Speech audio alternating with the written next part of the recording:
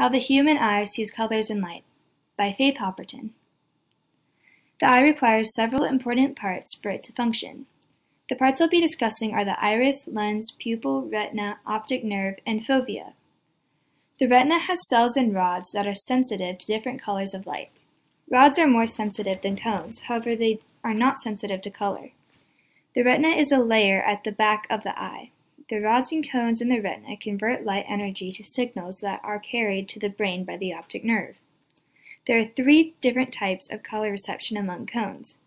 Since the perception of the color depends on the firing of these response curves, it shows that visible color can be mapped on a tristimulus values on the CIE chromaticity diagram.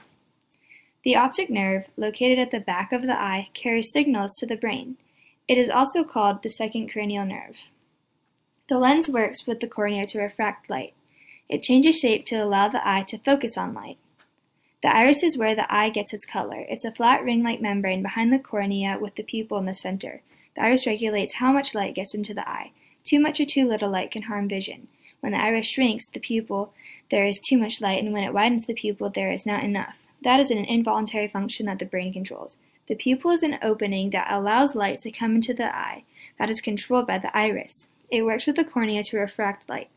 It looks black because light rays entering it are either absorbed by tissues inside the eye or absorbed after diffused reflections in the eye are mis-exiting the narrow pupil.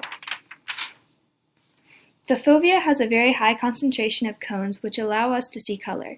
It is located in the macula, which is roughly in the center of the retina. Its job is detail central vision, which allows us to see detail and do things like read. The electromagnetic spectrum is the range of all possible frequencies of electromagnetic radiation.